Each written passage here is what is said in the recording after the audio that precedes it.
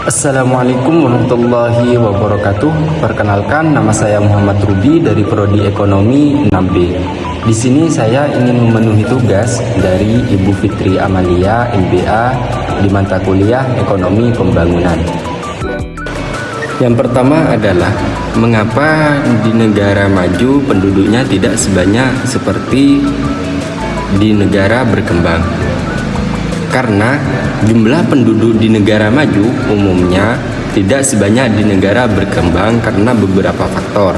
Yang pertama adalah angka kelahiran yang lebih rendah, di mana di negara maju itu angka kelahiran cenderung lebih rendah dibandingkan dengan negara berkembang.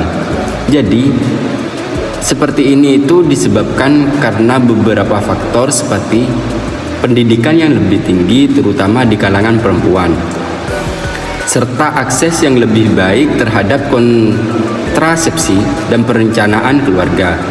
Banyak pasangan di negara maju memilih untuk memiliki lebih sedikit anak atau menunda memiliki anak karena pertimbangan ekonomi dan karir. Yang kedua adalah pembangunan ekonomi dan sosial.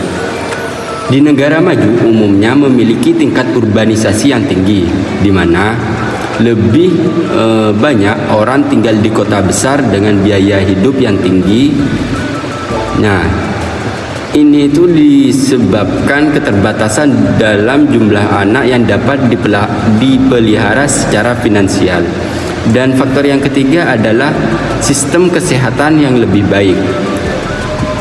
Biasanya di negara maju itu memiliki sistem kesehatan yang lebih baik dengan tingkat harapan hidup yang lebih tinggi dan angka kematian bayi yang lebih rendah.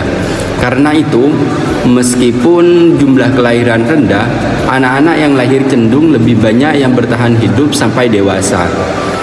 Sedangkan di negara berkembang, di mana akses terhadap layanan kesehatan masih terbatas, angka kematian bayi dan ibu yang lebih tinggi dapat mendorong angka kelahiran yang lebih tinggi juga. Dan faktor yang keempat adalah perubahan sosial dan budaya. Di negara maju, perubahan sosial yang terjadi seringkali mendorong orang untuk lebih fokus pada karir pendidikan dan pencapaian pribadi yang dapat mengurangi keinginan untuk memiliki banyak anak.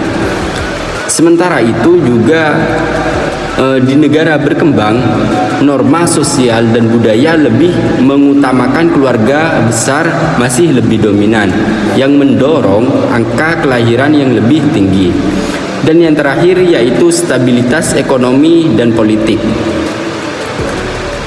di mana di negara maju umumnya memiliki stabilitas ekonomi dan politik yang lebih baik, yang memungkinkan perencanaan keluarga lebih efektif dan lebih banyak kesempatan untuk akses ke layanan. Biasanya di negara berkembang sering menghadapi ketidakpastian ekonomi atau politik yang dapat memengaruhi keputusan keluarga dalam hal jumlah anak. Dan yang kedua adalah jelaskan dan sebutkan masing-masing indikator untuk menjadi negara maju. Ada beberapa indikator utama yang digunakan untuk mengukur kemajuan suatu negara. Yang pertama itu pendapatan per kapita yang tinggi, di mana di negara maju itu umumnya memiliki pendapatan per kapita yang tinggi. Itu menunjukkan tingkat kesejahteraan ekonomi penduduk yang tinggi. Dengan banyak individu yang memiliki akses ke barang dan jasa dengan kualitas tinggi. Pendapatan per kapita yang tinggi biasanya diiringi dengan tingkat kemiskinan yang rendah. Dan yang kedua itu adalah infrastruktur yang maju. Biasanya di negara maju memiliki infrastruktur yang sangat baik, termasuk transportasi, energi, dan komunikasi. Akses ke jalan yang baik, transportasi publik yang efisien, serta akses internet yang cepat adalah beberapa ciri dari infrastruktur yang berkembang. Yang ketiga adalah tingkat pendidikan yang tinggi. Salah satu ciri negara maju adalah tingkat pendidikan yang tinggi. Negara ini memiliki sistem pendidikan yang berkembang dengan tingkat literasi yang tinggi serta kesempatan pendidikan yang lebih merata dan lebih baik bagi seluruh masyarakat. Yang keempat adalah diversifikasi ekonomi. Di negara maju cenderung memiliki ekonomi yang lebih terdiversifikasi.